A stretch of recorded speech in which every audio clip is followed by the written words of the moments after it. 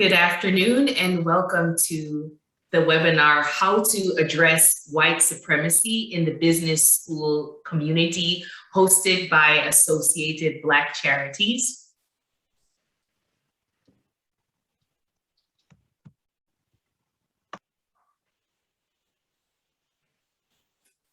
We'd like to welcome you and thank you for joining us. We are joined by an astounding panel willing to tackle a really challenging issue that we're all facing today. And that we are looking forward to having a very robust and thoughtful conversation about white supremacy in the business school community and how it impacts all of us. And we thank you for joining us and we hope that you will enjoy. My name is Dr. Shauna Knox, and I am Chief of Racial Equity Strategy at Associated Black Charities. We at Associated Black Charities are really focused and committed to addressing the racial wealth gap. And as it relates to white supremacy, we find it to be the foundation on which every American institution has been built. This capitalistic industrial complex, as shaped and informed by the business school community, is no exception to that. At their inception, business schools were designed to preserve the exploits of slavery, genocide, and white domination. We're now at an inflection point as a nation in which the business community is being held accountable for the harm it has been complicit in inflicting on the American people, the Black American people. Owing to the failure of the criminal justice system, leaders in the business community have entered a new day in visibility and accountability. And in order to meet the demands of this moment, they are reimagining a relationship between business and the micro-societies that they serve. This reconceptualization is incomplete until we consider the roles that business schools play in perpetuating white supremacy and how to dismantle that dynamic. Let's start this critical conversation right here, right now. I'd like to introduce my panel of guests, Dr. Lindsay Thompson, who is representing the Johns Hopkins University. I'd like to invite Dr. Elizabeth Kennedy, who is representing University of Maryland, Loyola. I'd like to introduce Dr. Dwayne Wright, who is representing the George Washington University Graduate School of Education and Human Development, and Dr. Marjorie Adams, who's representing Morgan State University, the School of Business and Management. I'm going to turn it over to our first panelist, Dr. Elizabeth Kennedy. Thank you very much, Dr. Knox and ABC and this truly impressive panel of colleagues. And thank you all for joining us this really important conversation today. Before I begin, I'd like to offer a definition of white supremacy that I think is particularly relevant to the question of how it operates within the business school community. Francis Ansley, professor of law emeritus, puts it better than I could. So Dr. Ansley notes that we're not talking merely about those who would hold themselves out as white supremacists or as members of hate groups. We're talking about a system, a political, an economic, a cultural system in which whites overwhelmingly control power and resources, in which ideas of and justifications for white supremacy, whether conscious or unconscious, are widespread. And it's a system in which white dominance and non-white subordination are reenacted daily across institutions and social settings. And the institution that we're talking about here today is the institution of business education, which consists of both predominantly white institutions and also, importantly, historically Black colleges and universities. My remarks will focus largely on the former, but I'm really looking forward to hearing from others on the panel about the latter. Now, this system of white supremacy is at its heart designed to normalize the concentration of wealth and power in a minority of white people. It is, as Dr. Knox points out, the system upon which this nation was founded. It's a system that has managed to persist, much like a virus mutating into different variants, from colonization and indigenous genocide and chattel slavery to legally sanctioned segregation, oppression, lynchings, to the racial wealth gap, mass incarceration, urban divestment, environmental racism, and significant barriers to education and employment. And you'll recall that in the wake of protests following the murder of George Floyd, countless business leaders rushed forward with statements condemning racism, committing their companies to equity.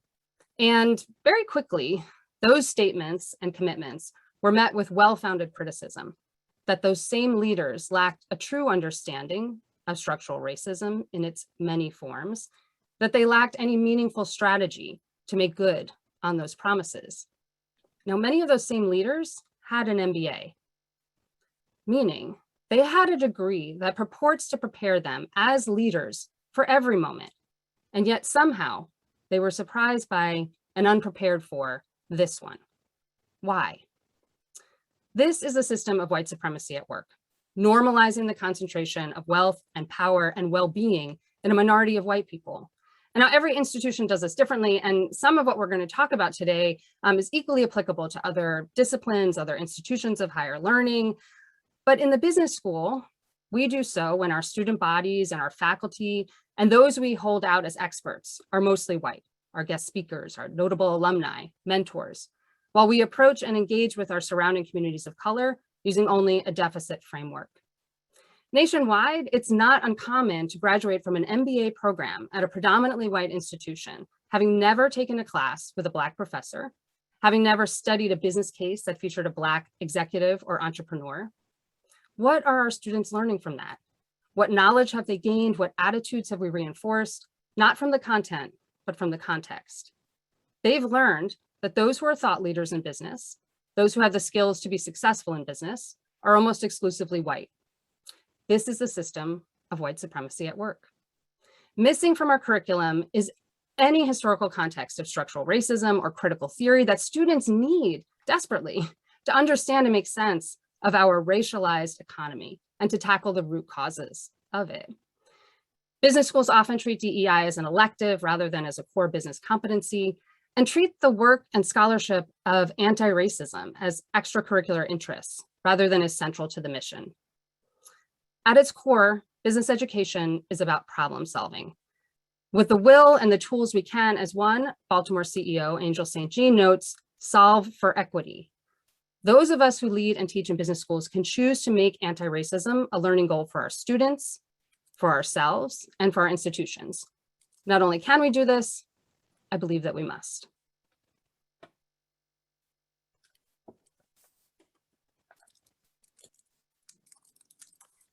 Good afternoon, everyone. It's indeed a privilege to be able to share on this panel this afternoon.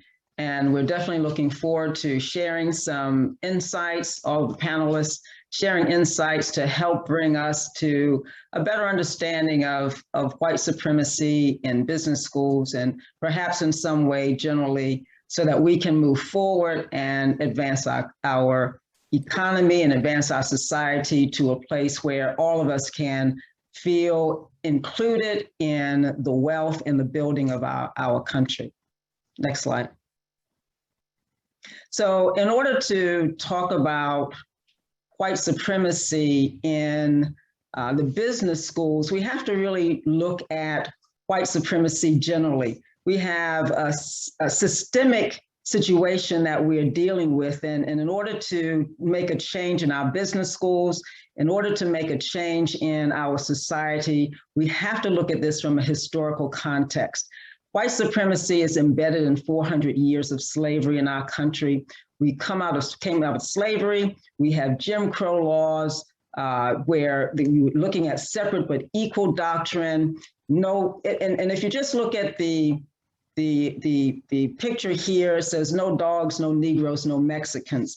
When you have those types of images in the minds of people, you have created two situations here. You've created a situation for those people who are being eliminated, and you've created a mindset for those people who are doing the eliminating.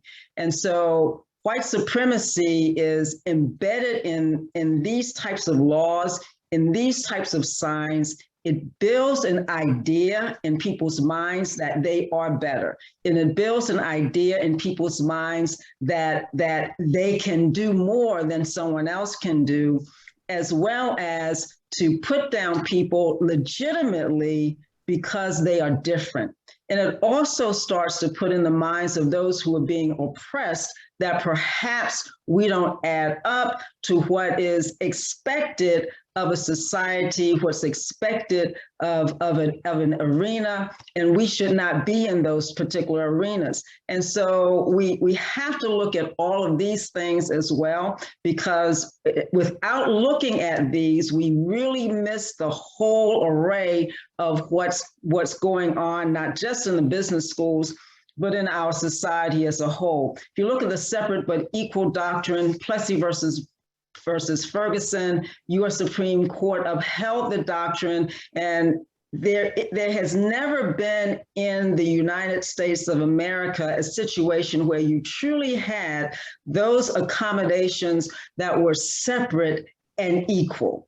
You can just look at the picture there, and that's probably a nice picture of what separate but equal was, because typically it was such a devastating type of situation that the person, African Americans who were relegated to different facilities, different accommodations, those facilities and accommodations, you wouldn't want your worst enemy to really have to utilize. And so the separate but equal was not equal at all. Separate, yes, but not equal. And once the Supreme Court upheld the separate but equal doctrine and the separate but equal laws beginning to come into place, states in the South, led at that time by Democrats, were overturning the 13th, 14th, 15th Amendment. And when I say overturning, just putting laws into place that would oppress even more, particularly African Americans who were finally trying to come up out of an oppressive type of situation, but because of this Supreme Court decision, those oppressive situations were made even more oppressive, and that even continues to this day. Go to the next slide, please. So one of the things that has caused the white supremacy, in addition to what I've already mentioned, is a denial of African American contributions, not just to America, not just to the society here, but to the entire world. And I just put a couple of examples here. How many people actually know that Garrett Morgan, an African American, was the person who has the patent, placed the patent on the three-way traffic light, later selling that patent to General Electric? So General Electric did not come up with the traffic light. Garrett Morgan, an African American, came up with the traffic light, had the patent for it, and also the breathing device that created the gas mask for World War I. That was an African American. Louis Pasteur laid the foundation for modern medicine in regards to causes and treatment and prevention of diseases, developed vaccines for rabies and also for anthrax. And he's mainly known for the process, which uses his name, pasteurization, to destroy, to kill bacteria, particularly in milk, wine, and other foods. And Charles Drew, one of the main researchers and scientists who produced the procedure to store and preserve blood plasma, developed blood banks, blood mobiles to transport blood, protested against the practice of racial segregation in the donation of blood, indicating that there was no scientific foundation for such a practice. People like these persons are not remembered, and in many cases are not mentioned in most of our schools, from elementary, junior high, middle school, senior high school, or college U.S. history classes, science classes in some regard. We will learn about the actual items, but we won't indicate that it was an African American who put these items on the table, who patented them, who came up with the ideas, who came up with the remedies, who came up with the cures. We have not done that. And so white supremacy is able to live on and be healthy because the idea is that African Americans have not contributed to this society in the United States, has not contributed to society in the world, outside of things like entertainment, which is great. We have done tremendous things in entertainment, outside of things except sports, which is great. We have done tremendous things in sports, but we have also excelled in science, in technology, in engineering, in medicine, in math. We have excelled in these areas. So those are some of the things that we need to address so that we can really address the idea of white supremacy and how it is continuing to grow in business schools and academics overall. Thank you. Now, the final thing that I want to say is that systemic and subliminal, we have a systemic and subliminal blueprint in terms of white supremacy. It comes based on what we see, what we hear, what we experience. It creates society's intellectual, emotional, and cultural blueprint when it comes to racial interaction, racism, and how we deal with and communicate with each other. So we have to look at what the things are that we see. What are we seeing on television? What are we hearing on television? What are we experiencing on the news, social media, and other types of outlets? These are the things that help to formulate the mindset of people. And when nothing is being shown that shows the beautiful nature of a group of people, then stereotypes continue to persist. White supremacy is able to live and is able to grow. And those are the things that we have to contact and we have to combat head on. Thank you. Next slide.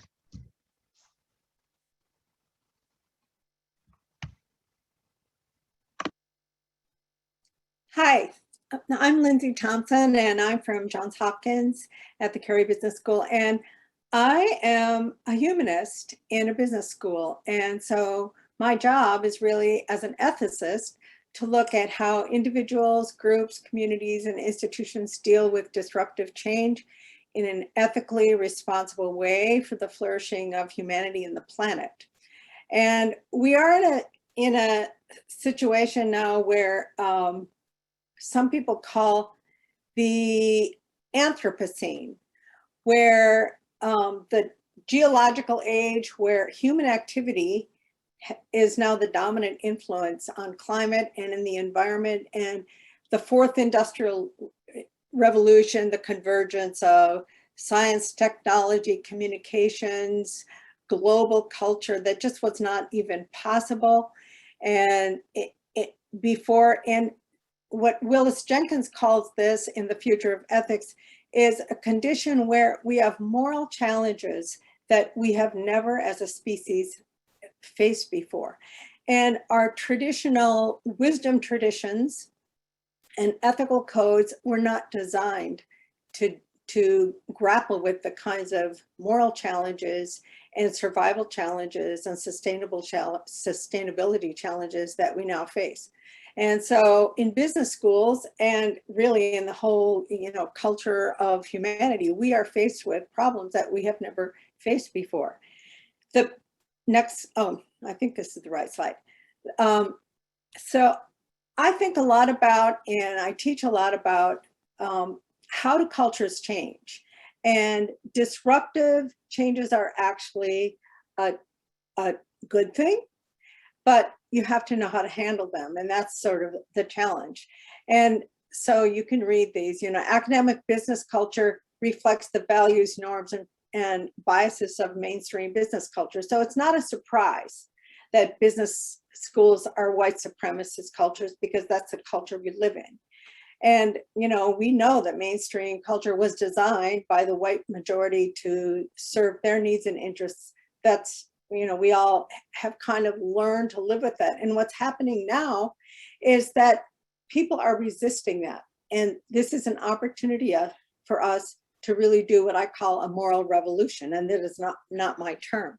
Grappling with white supremacy and structural racism requires an understanding of how culture and how culture is both created by and creates people. In anthropology, this is kind of called often the structure agency paradox, that we are creatures of our culture through socialization, and all the patterns of values, meaning, attitudes, thoughts, and practices that create our cultural identities and personalities. And we are part of that structure.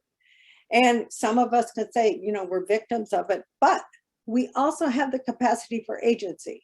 And there are two kinds of ways we can approach this. We are creators of our culture through participation in the socialization process, and all the ways that we perpetuate cultural values, meanings, biases.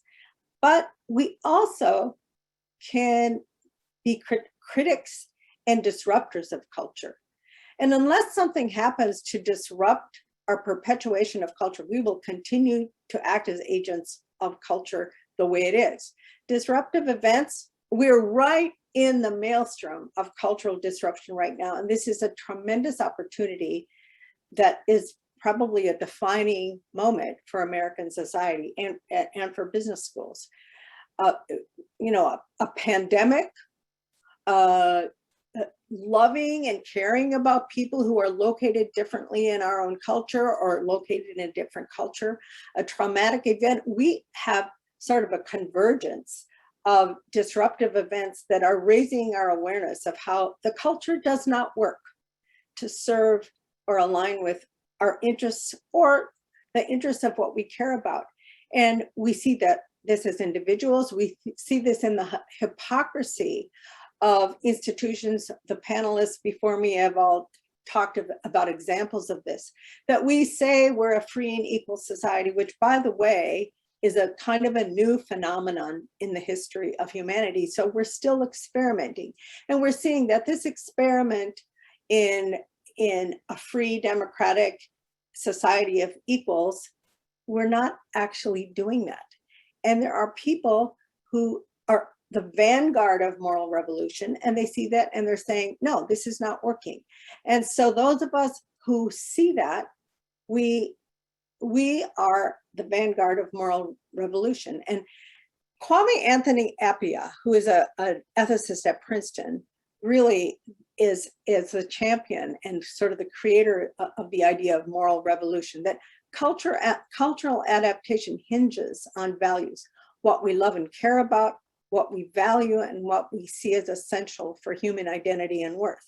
And he talks about the possibility and our history as a species of effective moral revolution, where we have actually done this in the past and we can do it again. We don't do honor killing. And I mean, some cultures do, but we do not do honor killing. We do not do foot binding. We do not settle disputes by dueling. We, for the most part, don't approve of torture. These are things that actually used to be normal and commonplace in the past. So this idea of moral evolution, moral revolution is really possible. And now we're dealing with this moral evil that more and more of us are seeing as absolutely immoral and unacceptable in a society. And so we're dealing with white supremacy. This has to be eliminated. And what Appiah says is sustainable cultures are adaptive and they are moral revolutionary and they do change.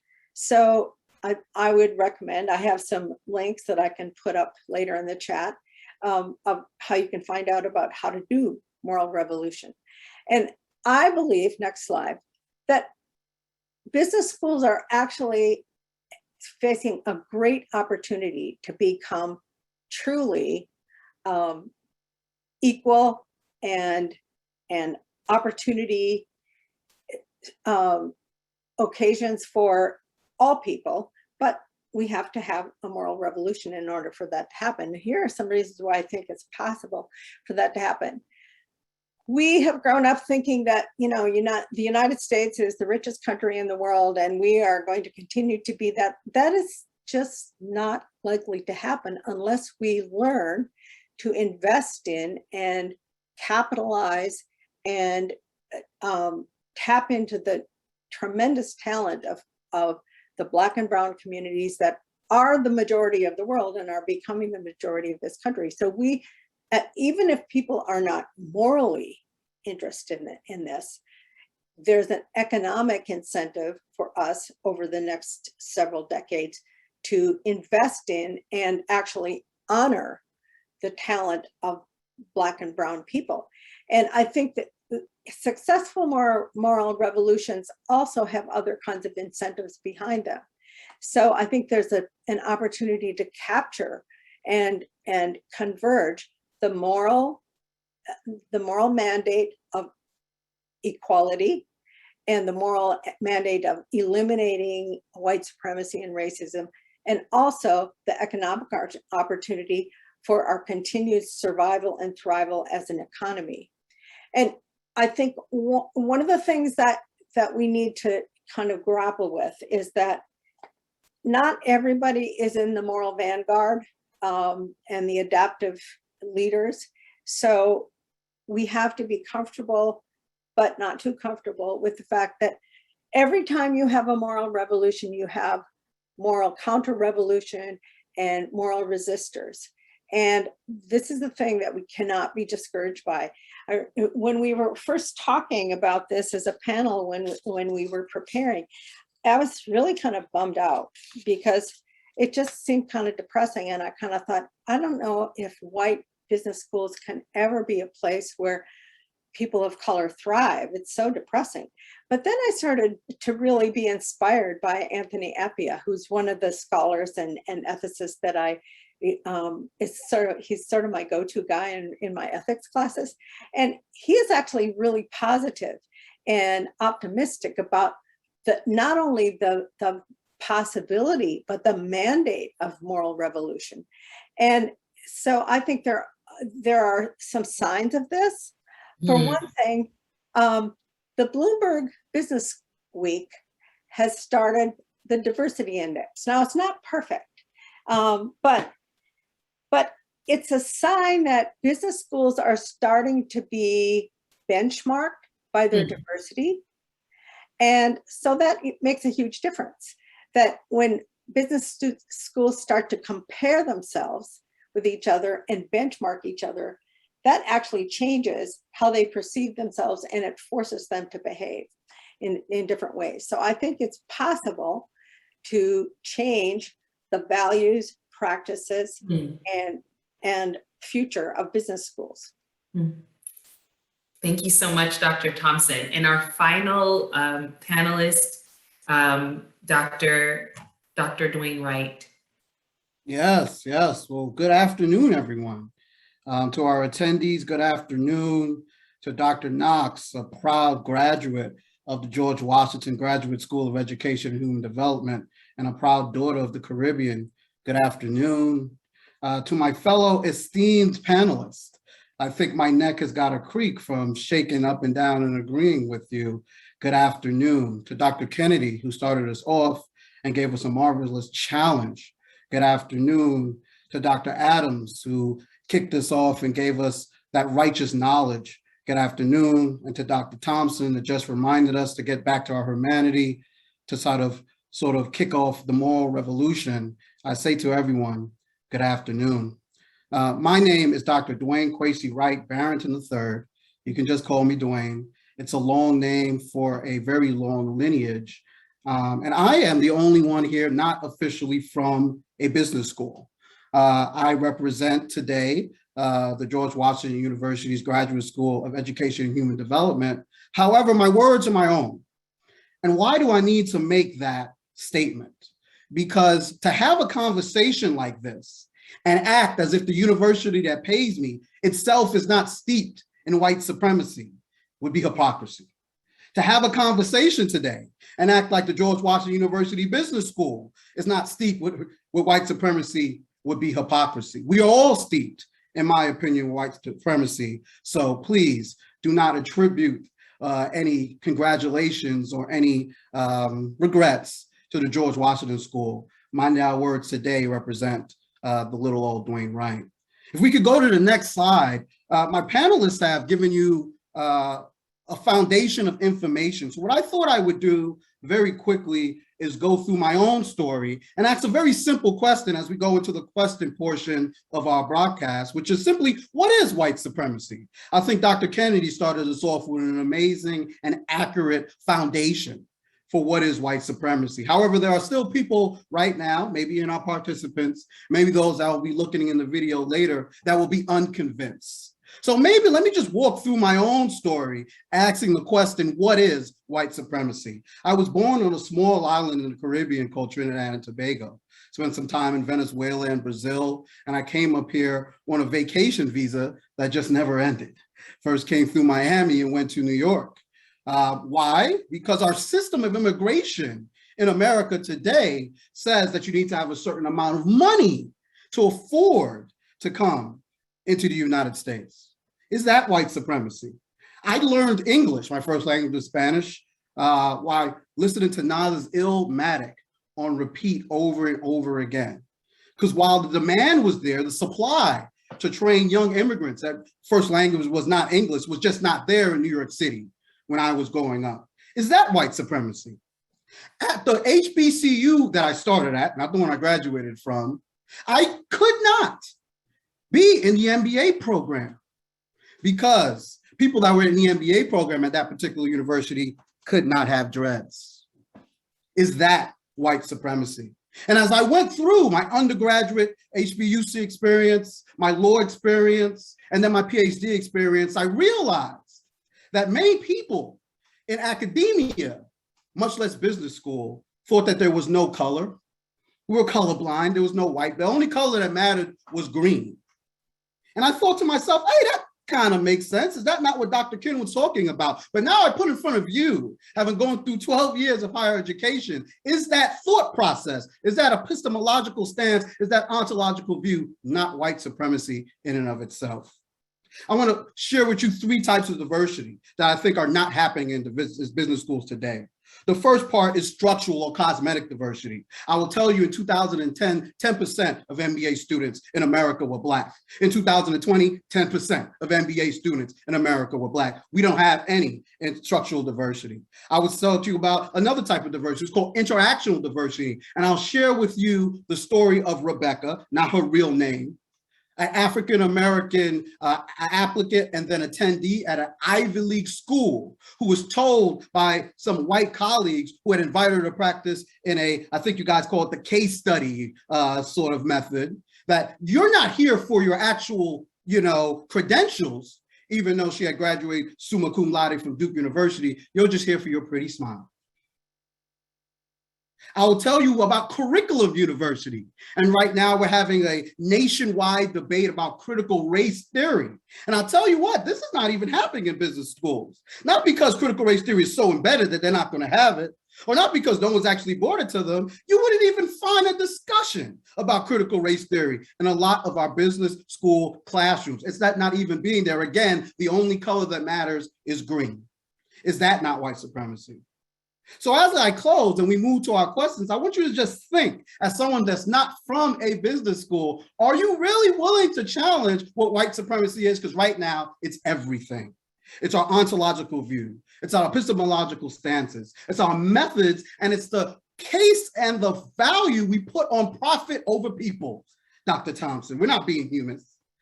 Dr. Kennedy, it's not just the fact that we're not letting people in, but it's the fact that once they get there, we're not actually valuing and being inclusive. Dr. Adams, it's not just limited to predominantly white institutions. A lot of our HBCUs have adopted Eurocentric white ways that says the only way to success is to conform. Is that not white supremacy? I don't know, but I'm willing to have the conversation. James Baldwin said, not everything that is faced can be achieved, but nothing can be achieved if it's not faced.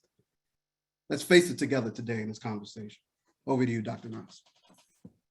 Thank you so much, Dr. Wright. It's hard to follow that, but with that, I want to open it up to the panel Let's start this conversation. I know I'm really excited to have it.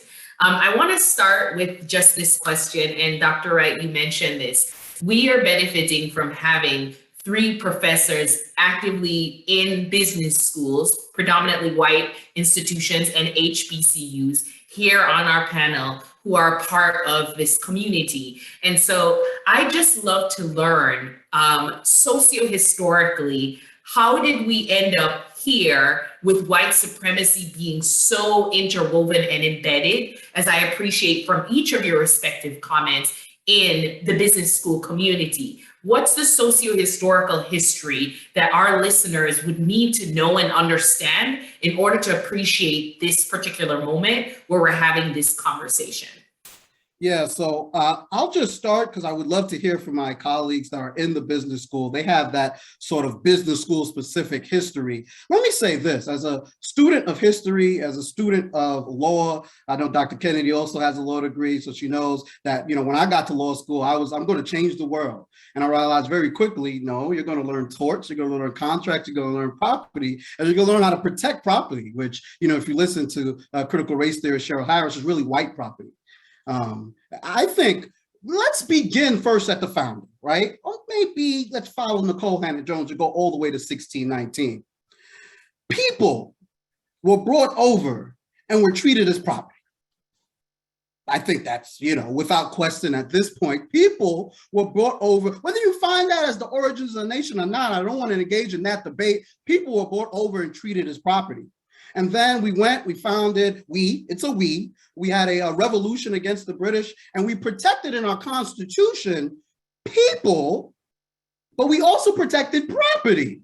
But we refused to make the distinction at that time between people and property. Dr. Knox, Dr. Adams, you, myself, were 3/5 of a person when we made our original Constitution. I think it started then. So when we had, Rousseau said, man is born free, and everywhere we put ourselves in chains. I think man was born free. And when we created this great nation, we put ourselves in chains by not acknowledging that we refuse to treat everyone as human. And since then, the business motive, since that important case, the Dartmouth College case, we have decided that we're going to elevate business, we're going to protect property, we're going to segregate people, but not everyone gets to be counted as the we when we say we the people in America. So I think that's where it starts, and it could evolve from there. But let me hush up my mouth, that we say in the Caribbean, because when you're around such smart people, you want to actually hear what they're going to say. So I'll start there and change it over to my panelists. That's great. I'll jump in, and I think Dr. Wright's point about bringing us, you can focus the timeline however you want in creating a socio-historical context. I think starting in 1619 is a very good place to start, exactly for the reasons that all of my colleagues have spoken about, which is, we're dealing with and we're teaching about and we're preparing leaders for what is really this extractive economic system, right? And what did it extract at its origins in this country is the labor of enslaved people, right? And so we can trace directly a lot of the concepts in, and I am a lawyer, so a lot of private property laws and, but also finance, asset-backed securities. What were the assets, right? Owning other people, right? So we developed complicated and complex systems of finance and economics and accounting and law. And we created so all embedded and on top of a system that was enslaving people, right? So we cannot ignore that history. And I think to turn away from it makes it impossible for us to actually disassociate from it or come up with something new. But at its base, you have that. Then in terms of sort of additional time periods we can look to understand where we are now in many of our business schools, I think that the post-World War II period is also similarly this time of massive industrialization. The nature of business is changing. But again, what is white supremacy really trying to do? As I spoke about before, it's really trying to normalize this concentration of wealth and power in the hands of a few people. So now as our system of business is looking different, it's becoming global, production, industrialization. We just have many more jobs. There's a lot more middle managers we need. There's a lot more people to run business.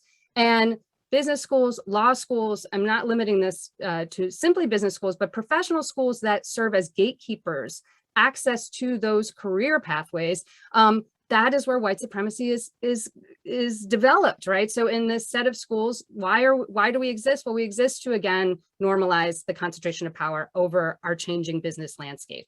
And I think that's important to understand, because at that time, thinking of the law, legally, these schools could exclude people of color, could exclude women, right? So you create the original base of business school alumni networks, which are exclusively white male. And as I'm sure all of us here, I mean, we love alums, regardless of what school we go to. This is important for us, is for our students. We love our alumni base. Well, what does it mean when our alumni base starts out as exclusively white and male, right? Alumni, if an alumni network is anything, it's helping to perpetuate itself, right? And so you have a exclusively white male alumni base that begets an exclusively white male, set of new students in schools that have access to that alumni base, to have access to jobs, that continues the business school's role as gatekeeper. And so I think we just have to be, that's sort of where I see us now. I see a tremendous amount of will by individuals to change this, but I think there's still missing from our understanding of how we got here. I think that's just critically important. And it is, as Dr. Wright points out, important for us to just push that timeline back far enough where we can get to a place where we can confront what that history is, as Baldwin says, and we can face it. If we don't, we can't come up with anything, which I hope, in the latter section of today's webinar, thinking about what we can practically do. If we don't know why we're here, we won't come up with solutions that are effective. Thank you so much. And that's so exciting. I want to take this moment to just put a pin and say that if you're attending this webinar, you're as excited as I am about having this conversation in such an honest way, and you have a question, please do submit your actual question in the chat, and we'll try to circle it in to our discussion or address it afterwards, but please do submit your questions. I really appreciate you all speaking to what white supremacy is, because it's pervasive and pervasively difficult to define and identify. So I think making it really explicitly clear what we're talking about when we're talking about white supremacy is so important. I want to talk about what it looks like right now in business schools. So if I'm in the business schools community and I'm sensing there's something in the air here, but I don't have that specific articulation about white supremacy or even such a robust understanding of this, the history of it, how do I know what it looks like in the business school community? Well, one thing, thank you for the question, just opportunity to respond. One thing that you can look at when you're looking at white supremacy in the business school, and I'm at an HBCU, so you may think that it doesn't exist, but it does exist even at an HBCU, as Dr. Wright so ably said, because we are in a school where you have a multiplicity of ethnicities, nationalities, a lot of folks who are there who are professors, lecturers, who are teaching in the school. And that's a good thing. That's a great thing, because that's how you get to learn every person, a lot of people's cultures, different cultures from around the world. That's fantastic. However, you do have a situation, I'm not sure which panelists mentioned this, you do have a situation where you have a curriculum that's embedded in a racist society and that has allowed itself in some ways to conform to the norms of that society. So now you are not looking at what's best to help propel all the students in that school, in that particular business school. You're looking at what society says you need to teach in that school. You're looking at society, what society says you should do in that school. Not what's best to propel your student body, which is a multiracial, multi-ethnic, multinational student body.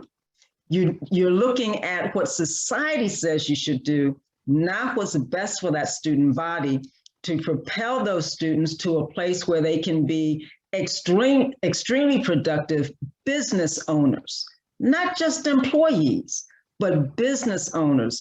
What are we saying to our students to say, you can be a business owner Let's look at what you really want to do. How can we take what you want to do in IT? How can we take what you want to do in management, in marketing, and help you to start your own business, your consulting firm, be an entrepreneur. So you're not just the one being hired, but you're the one who is hiring. And so you can bring a difference, not just to the society as a whole, because you're thinking along a different pathway, but you can bring a change to your family, to generations to come. You can help people see a different way of being. And let me just use an example, a very simple example. When I was growing up, most of the men, and in my community, there were fathers and mothers in every household.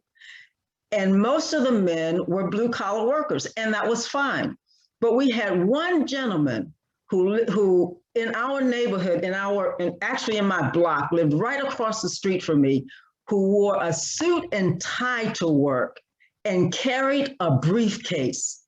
And we all knew him, and we saw him going out to work, and he had a tremendous impact on our minds. Not that we didn't like our fathers, not that we didn't respect our fathers, but we saw something different. I can say his name, in Mr. Pinckney. We saw something different in him. And he was an African-American man, 1960s. And so this made an impact on us. And so we're in a position in HBCUs, in the business schools and HBCUs, to make a tremendous difference, to stop talking about being an employee and to start talking about seriously owning your own business. And yes, it can be done. And sometimes you don't even have to start from the bottom part of owning a business. Let's talk about buying an existing business that is profitable. Maybe an existing business that may not be that profitable, but you have the skills, the know-how, the team to make that business profitable. So those are some of the things that we can start to do to change the white supremacy type ideology of, come on, get an education to come work for me.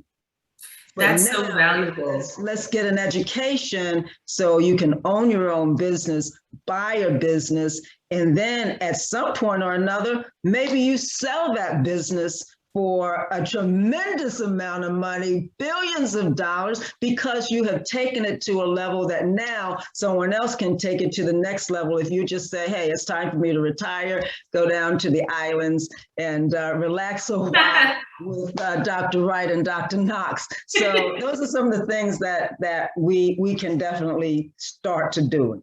That's such a critical angle, Dr. Adams. And I'm seeing someone in the chat is also contributing that as a former student of an HBCU business school, they found that white supremacy was never discussed in any course, and she never thought about its absence. So it's absolutely critical that we think about also how white supremacy is showing up in the modern context in our HBCUs, because we also have PWIs represented in our conversation today. I'm wondering if another panelist might share also about what white supremacy looks like in our predominantly white institutions that are business schools. And Dr. Kennedy, you started to touch on this, but hoping someone might be able to flesh it out even further, what that looks like today in our PWI business schools.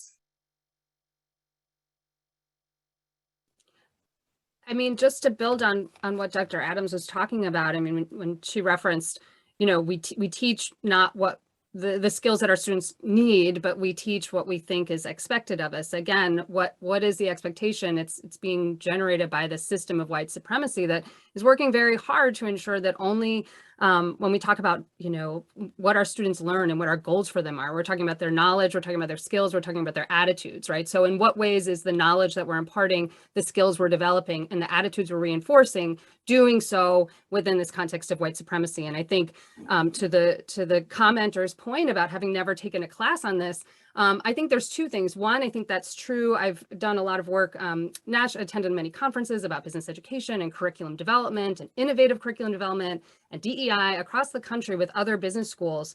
And I think that where it does appear, we often compartmentalize it. So it's very easy to add it as like a nice to have rather than a central core part of our business education. And so that not only does it mean that many students don't actually have an opportunity to really engage with this issue of white supremacy or structural racism or critical race theory, it also signals to everyone, those even taking the elective or not, that it truly is elective and not core. When I think about the real value of business education, and again, I'm a trained lawyer. I didn't get a business degree myself. But I think similarly, if there's a real value to it, it's that it's a degree that emphasizes problem solving. And I think the thing I find sometimes frustrating in the world of business school education is that for so many other contexts, we say we are preparing people to solve problems, whether it be a supply chain issue, whether it be an accounting problem, whether it be sources of, financial capital, like whether it's a management issue. These are all the different ways in which we say we're giving you tools in a business toolkit to solve problems that are real, that are contemporary, that are challenging. And when it comes to issues around white supremacy or structural racism, we kind of wring our hands like, ooh, that's outside of our wheelhouse. It's not. It's a problem and it's embedded everywhere. And if our degrees have any weight or merit and the skills that we purport to be imparting are really doing the change that we say that they are in all our glossy materials, like we need to recognize that this needs to be a core business skill for every business leader. They need to be able to recognize it. They need to understand that the historical context for it, and they need to be able to be willing and supported by a community that will allow them to take actions against it. And I think, just looking broadly at the national landscape of higher business education, what our learning outcomes are, the ways in which schools, someone mentioned before, rating one another or how we hold each other accountable in this work, there's a lot of work to do there. Mm-hmm. Yeah, thank you so much.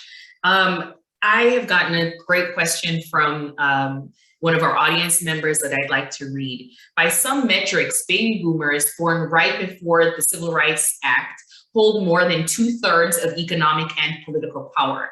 In other words, the US is run by white people who were born and raised in a time where people of color weren't considered people by both law and custom. Is it realistic to expect significant positive change while power remains sequestered in the hands of that demographic that has the most investment in racist structures? I want to combine that question. Is it even possible for business schools not to be white supremacists and to actually operate as anti-racist structures? And I want to combine that question with what's the hidden cost of actually trying to work against white supremacy from within a business school or within a business school community as a student even, and not necessarily just a professor. So I'm going to reiterate those two questions. The first question is it even possible that business schools will not operate to function and perpetuate white supremacy? And the second part of my question is, and what's the hidden cost to working against it within that specific community that people should know about? So those are important questions, but a lot of questions, right? So if I miss one, please, panelists, feel free to, have my back. First, to the audience members' question, is it realistic? No. Is it necessary? Yes. Frederick Douglass said, power concedes nothing without a demand, right? So the prerequisite is the demand. The prerequisite is not, well, if I do this, will power concede? It's the demand and then the coalition to actually make power concede. So I understand the numbers, and I'm around, a lot of business people might say, look, until these baby boomers die off, forgive me if anyone's a baby boomer, nothing's really going to change. Oh, Dr. Thompson, it's all love. It's all love. Nothing's really going to change. And I understand that as well, but I know nothing's going to change if we sit down and just say, well, the baby boomers are in charge, let's do nothing about it, right? So to the separate but related question about, is it possible for business schools to be anti-racist? I'm going to say no, not in its current structure. What we need is, to Dr. Thompson's point, a moral revolution.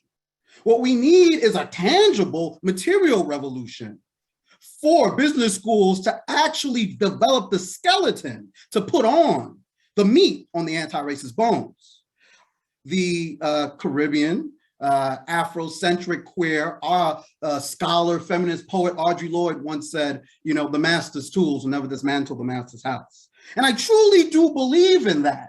But there is an opening now for Black America, whether you come from an HBCU or you go to a predominantly white institution, to redefine exactly what the master's tools are. However, until that redefinition actually happens, the status quo will still win. So Dr. Knox, and you know, the other panelists might feel different. Is it possible right now today? No, but there is a way to come together and make it possible, because faith without works is dead, right? So I think we just need to have a little bit more faith and add the work. Dr. Thompson, you're muted, but I can see that you'd like to weigh in. I'm so interested to specifically hear from you about like even the hidden social costs for working against white supremacy. I would flip that around and I'd say in the short term, yes, of course, there are costs and they're not so hidden. You know, not making tenure, all those kinds of things, to being a moral revolutionary. However, in the long term, I think the hidden costs are greater not to adapt and not to have a moral revolution, because the whole direction of the economy globally and locally is towards entrepreneurship, towards local based, much more complex business culture. And if we don't invest in and empower people of all genders, races, talent, we are going to be losers. And business schools are products of their culture, and they were founded to serve corporate America in the industrial age. That doesn't exist anymore. The industrial age is over. So I think there's no question there has to be a moral revolution, and white supremacy cannot survive in a sustainable way. However, I think I would like to challenge Dr. Wright on this one thing. Audre Lorde, I've been thinking about this. Who made the master's tool? It wasn't the master who made them. So who really owns those tools? I'm thinking about the experience that I'm having right now in looking at the history of the Georgia plantation, which was owned by the Carroll family, the richest family in colonial and revolutionary America. They owned 200 people.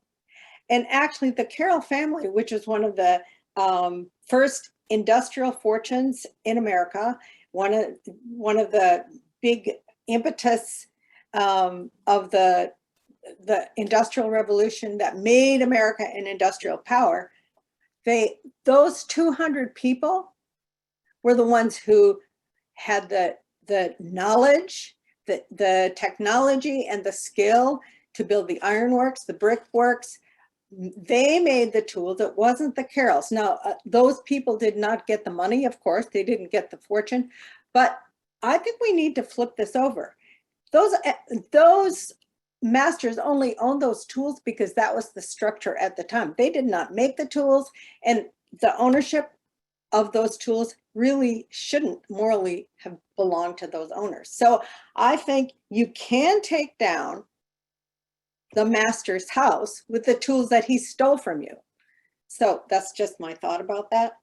And so I think we can use some of the tools of business, but the problem is they are very technically and financially oriented, and they're not oriented towards the whole array of tools and skills that people need to function in business and lead in business. And so we need to expand our toolkit to include some of the skills that, you know, women and minority people who have been subjugated, they're better at a lot of things than anything that's taught in a business school. I appreciate that critique, Dr. Thompson, and it actually leads really well to my next question, which is where I hope to spend quite a bit of time. We've gotten some questions in about how to infuse curriculum about white supremacy into HBCUs that are business schools. We've also gotten some questions about specifically our levers of change around this issue. And so I would like to take this moment to shift into thinking about what the strategies and resources are for actually dismantling white supremacy within the business school community. At the top of this webinar, we spent a long time really breaking down that white supremacy is an institutional and systemic issue. So these strategies and resources similarly would need to be institutional and systemic in nature, not necessarily helping students to navigate their way through a problematic system, but rather to actually address the system head on. And in your discussion of the weaponization of white supremacy and how to address it, Dr. Thompson, it makes me question in this moment, what do we think is necessary for the beginning of this moral revolution? What's necessary for, to your point, Dr. Wright, stripping it down to the bones, creating a new exoskeleton and building new anti-racist meat on those new bones of the business school community as we hope it should be? So I'll just start and I'll try to combine my answer with our dear brother, Jarrett, who also asked about colorblindness in the chat, because I think they kind of intertwine. And Jarrett, if I don't give your question the respect it deserves, just put it in the chat and I'll come back to it. But I see his question, Dr. Knox, about how do we get beyond colorblindness? And I see your question about solutions, and I see them going hand in hand, because one of the solutions is let's get beyond colorblindness, right? Particularly within the hiring of our professors that teach in business school and the admission of our students that are in business school, right? I tell you all the time, as a director of diversity, I work with faculty that say, look, Dwayne, I don't see color. This woman has 10 years of experience. This man has 15 years of experience. And I say, well, you do realize this company, 20 years ago didn't even hire women, much less make them CEOs. Well, that doesn't matter. I'm colorblind. That's not colorblindness. That's insanity. That's not logic. That's just the support of white supremacy, right? So one way is if you have a faculty right now, whether it's an economics department, a business department, or marketing decisional sciences that are all white, you are supporting white supremacy. I don't care if it's intentional or not. I don't care if you think you can't find qualified applicants or not. You don't want to compete for the qualified applicants. That's the problem, right? So if you're sitting here thinking, what can I do in a business school? Look at yourself and diversify. Number two, admit students of color to your programs. Stop worrying about, I think it's, it's not the MCAT, or whatever is the test for business schools, right? Stop worrying about your US News World Rankings. You will not be Wharton anytime this century. Let me just make that very clear. You understand, sacrificing diversity to try to be Wharton in the near future is a losing strategy. What you can be is a benefit to your society. You understand? And you can produce entrepreneurs for Philadelphia, for Baltimore, for Brooklyn, New York, for San Francisco, California, that come from, the Chicano, the Dominicano, and the African-American communities, if you simply admit them and take the risk. The philosopher Michael Gladwell often says that a lot of schools at all, not just business schools, think they're the Marines. They think they're treatment sort of institutions, but they act like beauty contests, which are selection institutions. Beauty contests select you because you're beautiful. They don't make you beautiful. The Marines will make you a Marine. My challenge as a solution for business schools is be more like the Marines and be less like a beauty contest. If I can interject as well, one of the things that I agree with what you're saying, Dr. Wright. One of the things also is this: the schools have to recognize that they are following a white supremacist agenda. And most of the time, they do not recognize that they're following a white supremacist agenda. We keep changing the curriculum based on what this school is doing, based on what that school is doing, and it's always based on, and I'm just dealing with an HBCU right now, it's always based on what a predominantly white institution is doing. And I can take it even all the way down to, I'm a native Baltimorean, Baltimore City Public Schools. The Baltimore City Public School system changed its curriculum based on what white school systems were doing. And at that point, when they did that, the graduation rates went down the tubes. So if we don't recognize, first of all, that there is this issue and that we have been encaged in a white supremacist ideology, and we are taking this and believing that this is what we need to do, we will have a problem. Once we recognize that that is what we are continuing to allow to take place in our institutions, in our colleges, in our universities, once we recognize this is what's happening, then we can make a change. Once we are willing to listen to even faculty members who have a hand on the heartbeat of business, who are in business and who have experienced the business arena, who have worked in corporate and not just gotten this degree, that degree, that degree classroom. It's until we have done this and until we do this, we will continue to have this white supremacist ideology in our curricula. And so we have to first identify that. Once we identify it, we have to be willing to make some changes to address it head on, make some changes, determine what is really best for our student body to, again, I mean, I beat the nail on the head with this in my classes. Don't just think about being an employee. Let's start to own our own businesses, own our own corporations, be in charge of our businesses so that we can take charge really of our finances, of our communities. And that's how we get rid of the, the baby boomers in charge of everything. Because the baby boomers may be in charge of IBM, but if we do better than IBM, then they'll knock at our doors. And so that's how we change the whole baby boomers being in charge of everything and having that ideology, having that mindset, whether it's in politics, whether it's in education or wherever it is. And so that I believe that's the key. We have to recognize, acknowledge that the white supremacy ideology is alive in our various universities.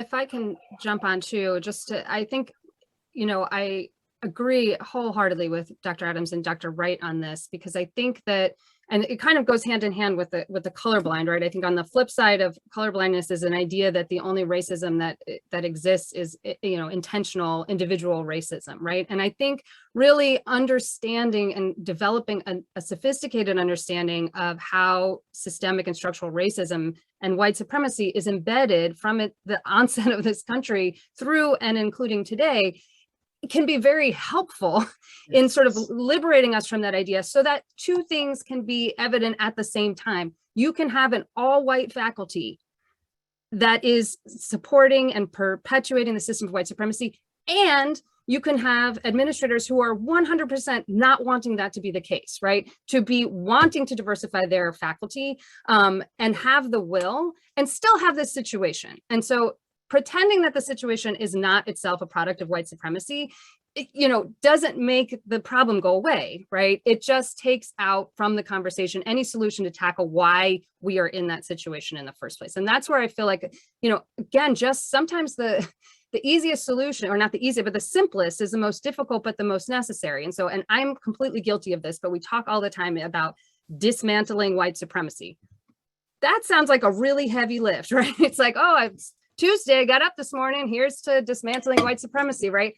Where do you go with that? And sometimes I think if we look at it only in this sort of enormous, which of course that's the end goal, of course that's the, what we're trying to accomplish. But if that's all you're looking at, it can lead you to feel and give you an out, honestly, from doing the hard work that Dr. Wright is talking about, making the hard decisions about what is our school about, who is it serving, what is our reason for being, right? Is it to make the US News and World Report? Well, that's not an institution I want to be a part of. And as to the idea of whether we can, and Audre Lorde and I, I also similarly think about that all the time. Personally, I would not be in this role and wouldn't be doing this work within this context of a business school if I didn't think there was some reason for hope, right? The alternatives are I'm in law, I've done a number of different things with my work. The reality is the master's house is everywhere, right? And so which tools, which house, where we are right now, what do we need to do? And how do we do, as Dr. Adams has so eloquently put, really face that white supremacy, acknowledge it, talk about race. We don't actually name race and racism. One of the first steps in applying a racial equity lens in any context is just being able and being comfortable and being capable of naming race, of naming racism, of seeing where it's present, where it's showing up. If we can't do that, we can't talk about changing it. Dr. Thompson?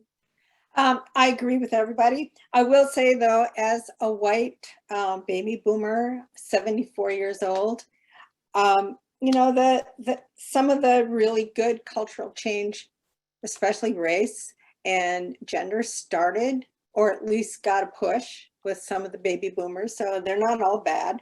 And some of us have a little life left in us, and the brains are very plastic, even in old people, so we can adapt. So that's just my little shout out to the boomers. But I want to say, how do we do a moral revolution, and what are the structures of culture that either perpetuate the evil or create a moral revolution? And there are four. And it's kind of, right brain, left brain, to use common parlance. We are more influenced by right brain, what's in the hidden curriculum, in terms of the moral domain, than the left rational brain. So, and there's lots of research in neuroscience that what we value and how we express value, which is what morality is all about, is a right brain thing. And then we rationalize it with the left brain. So I guess I should do it the other way around because I'm facing people. So there are symbolic values, like the images, like Uncle Sam is by no mistake white. He's a white old man. And God, how you imagine God. And what kind of pictures do you have on the walls in your business school? Who are the case studies? People have talked about this on the panel. Who are the people who are honored? Who do you invite as speakers, executives in residence? We know who they are. They're mostly old white men. Who are the people who are called in to image, and what stories do we use to create the image of what it means to be successful? It's usually not people of color, and it's actually usually not women. And it's usually, the same old. And then we have symbolic rituals that sort of enact those values.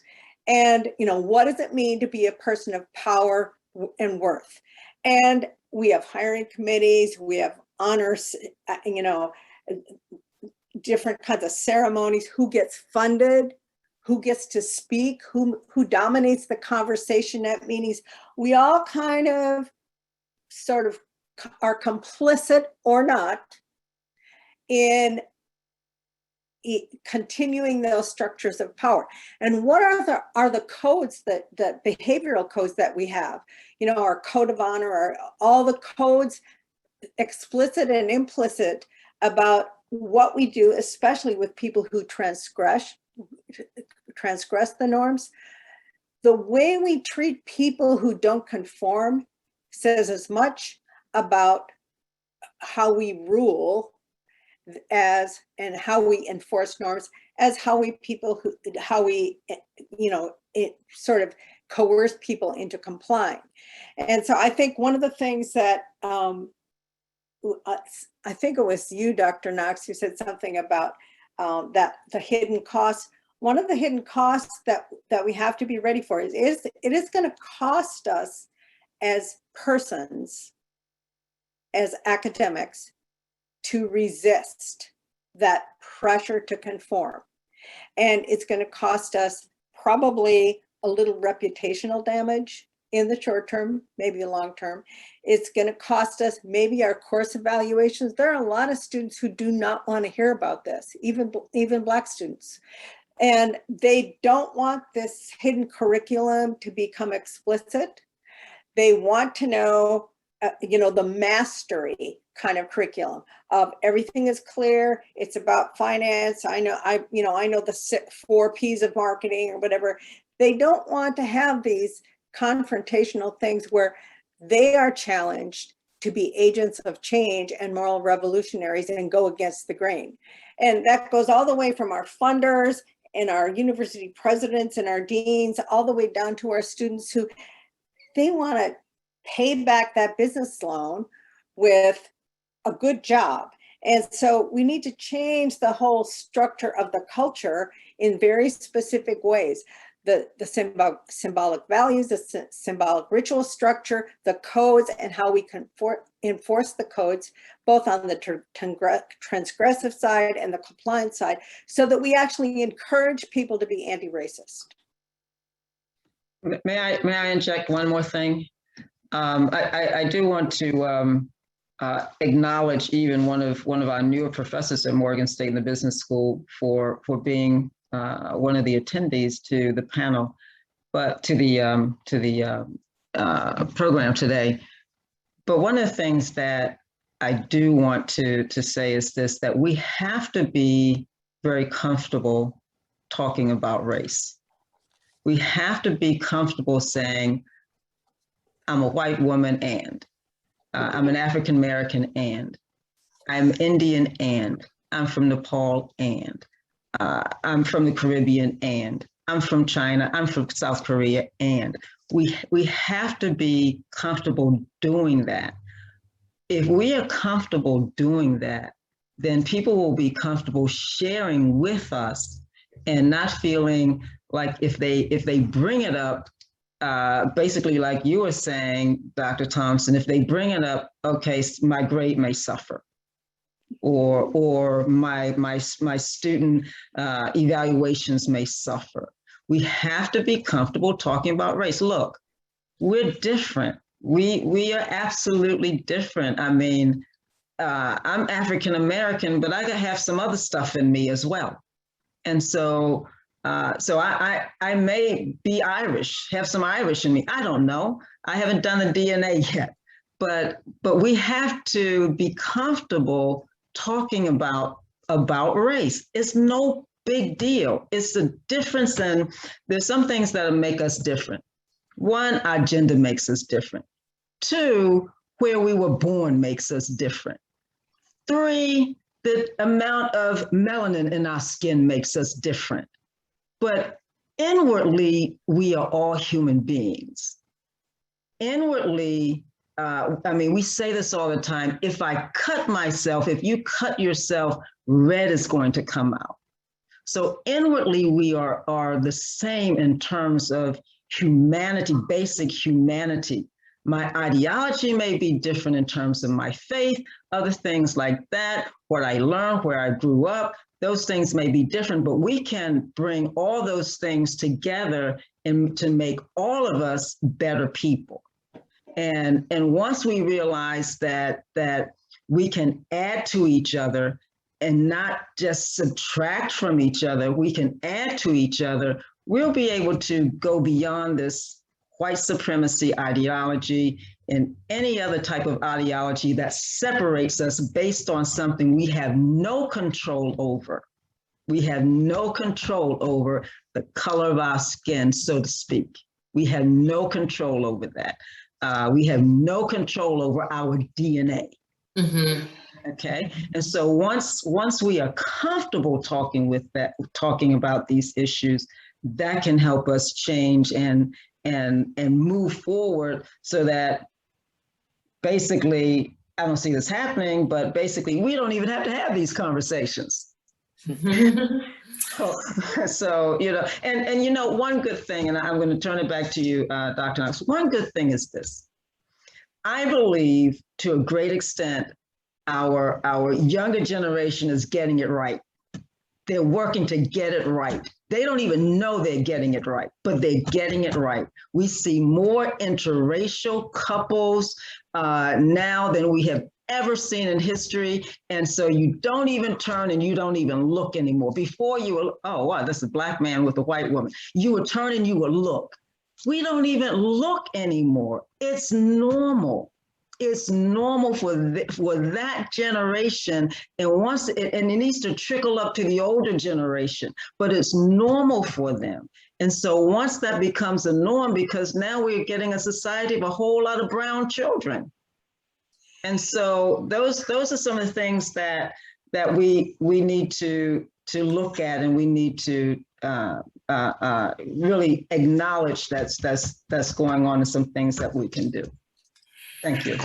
No, thank you so much. I want to summarize some of those really valuable points to make sure that our audience takes away some really concrete, tangible recommendations from the panel for how to address and dismantle white supremacy, which is an institutional and systemic problem, with its institutional and systemic solutions. So some of the things that I'm hearing are regarding recruitment practices and discontinuing the farce of colorblindness, changing the agenda and acknowledging that the schools have been built on a white supremacist agenda, and acknowledging that agenda and the hidden curriculum that issues from that agenda, and then revising those things, calling them up, challenging them, and making changes in policy and practice in every way.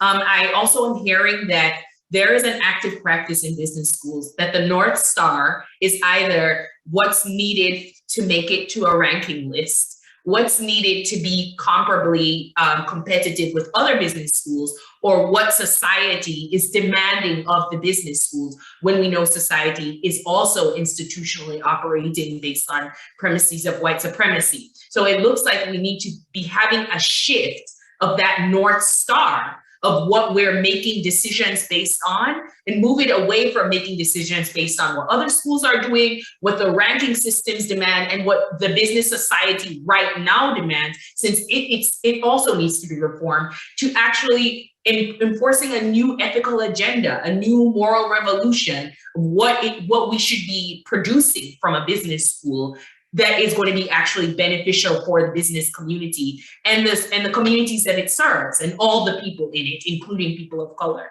I'm also hearing from you that one of the institutional changes needs to be that there needs to be a pervasive willingness to talk explicitly about race, so that there's no social cost for the few people who are willing to brave having that conversation. Because the more people who talk about it, the less consequence there will be. And I'm also hearing that there's hope that with the coming generation, there's even more willingness to have those discussions, but perhaps even a push more to move racial conversations or conversations about race out of their silos, so that it's not compartmentalized to just certain conversations, but to making race a general discussion. I'm also hearing that an institutional maneuver needs to be that symbolism, values, imageries, the speakers that are invited to places, the executives in residence, the people who get to be the voice of the university, those things need to be readdressed specifically for how they are in this point, in this moment, serving white supremacy as an agenda. I'm also hearing that the code of behavior and ethics needs, and what happens when someone transgresses it. That system of punishment, adherence, and conformity needs to be readdressed for how it's currently serving the agenda of white supremacy. And actually, that got me thinking quite a bit about just the fact that in the business school community and in the business community, there is a code of ethics that, however cumbersome, everyone must abide. So if we have decided that there is indeed an ethical imperative to not advance a white supremacist agenda, then we could see a similar system moving forward to dismantle white supremacy in the way that other fraudulent practices have been disallowed in the business community, because we've collectively decided that they cannot continue. And I'm also hearing, finally, that what we need to do is to make sure that that social cost for nonconformity doesn't become a barrier for institutionally moving white supremacy in the direction of its dismantling. So I wanted to, I acknowledge that there was a question in the comments here about professional leaders, which we know often, not always, do emerge from business schools. When they do come out of business schools and they end up with a white supremacist mindset, whether they are people of color or they're white people, people who are coming from this apparatus that's producing white supremacist ideology are going to have that ideology in the business community.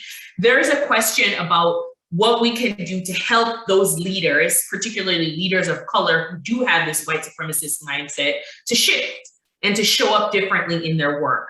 So this is sort of a question of kind of projecting out after business school, what can we do with those people who have kind of already come through business schools and have the wrong ideology right now? Can we address that? So first, I wouldn't say they have the wrong ideology. They have a different ideology, right? I think we place a lot of normative values in this country. They have an ideology that's going to lead us to a country we just don't want to be. You understand? I'm not calling them evil. I'm not calling you racist. I'm just saying that that ideology is a choice that, quite frankly, we have made to reject time and time again. And you keeping on it is just going to hurt you. I think, secondly, it's going to hurt your bottom line. You know, I really don't care if you're a racist. You understand? As long as your racism doesn't impact me. But I will tell you how your racism is going to impact yourself. You understand? Because as we've seen time and time again, you know, like it or not, there's cancel culture out there. Like it or not, we are living in a system where the generations coming up now, the millennium generation, Gen Z, and Generation Alpha, which is coming after Gen Z, are connecting their purchasing and consuming patterns to social justice patterns. You understand? So if you're a leader right now trying to be CEO of anything, you're conforming to a society where the consumer is more engaged, more educated, and more aware of what your values on social justice, on just any social issues, are going to be. So if you don't want to do it because it's the right thing to do, okay, that's fine. Do it because that's where we're going as a nation, and do it because that's going to affect your bottom line. And, you know, yeah, I haven't taken corporations in a while, but I know, you know, shareholder demand and shareholder interest is still the #1 thing. And as shareholders change, to Dr. Adams' point, as we as African Americans become shareholders, we hope those that are leading these corporations take notice. That's just my answer. I just want to say one thing, that our economy has changed. In 1970, we were 80% a material products economy. In 2020, we are an 80+% human talent economy. And that has changed the structure of markets, has changed the structure of money, much more based on people. Plus, we are also shifting from being a shareholder economy to being a stakeholder economy. And so that's a much more important and much more inclusive structure of business. And most business schools are now teaching stakeholder rather than shareholder value, which really brings in the human dimension to the economy and to business. I agree with both of those. I do want to add a sort of cautionary note, though, again, hearkening back to the outset of this webinar where I talked about, you know, the insidiousness of white supremacy and its ability to very smartly morph and turn into sort of different variants. And I think there's a lot of excitement, you know, for good reason, that the demographics of our nation are shifting, right, to the majority minority. But again, when you think about white supremacy, its whole reason of being is to concentrate power in a minority of people. So it is entirely possible to have a nation that is predominantly Black and brown and have that wealth and power and well-being still remained concentrated in a minority of white people. So we still have to, there still has to be such intentionality around what we're doing to change these systems, and not a reliance on the fact that people are aging, demographics are changing, and that somehow that the color of folks' skin is going to naturally change this embedded system. South Africa. So helpful. I'm so sorry. I wish that we could go on and on, but we are at 1 minute left. And I know that I have deeply, deeply enjoyed this conversation and found it to be so incredibly enriching and practically informative. I'm going to ask that we show the giving slide in this moment. And we at Associated Black Charities are doing this work every day of trying to close the racial wealth gap and bring dignity and upward mobility and everything else that human beings desire and deserve back into the Black community in Baltimore and beyond. And we're having these conversations and among a number of other levers that are more practical to do that work, but we're also pausing to engage more deeply with our community and with communities that deeply impact our community. And if you'd like to support us in doing this work that we think is so very important, please do consider going to our website, abc/nd.org, and giving us a donation so that we can continue to do this work that we find to be incredibly important. I'd like to extend extreme thank you to Dr. Thompson, Dr. Kennedy, Dr. Wright, Dr. Adams. This has really been such a helpful conversation. And I recognize that all of you are part of institutions of higher education that we're critiquing right now in this moment. So I really appreciate your bravery and your willingness to not just talk about what other people ought to be doing, but to be an example of making that sacrifice right now in this moment for us. So thank you so much. This webinar will be recorded and posted. And if there are questions that we did not get to, we will make an effort to get to them after. Thank you so much for joining us, and goodbye.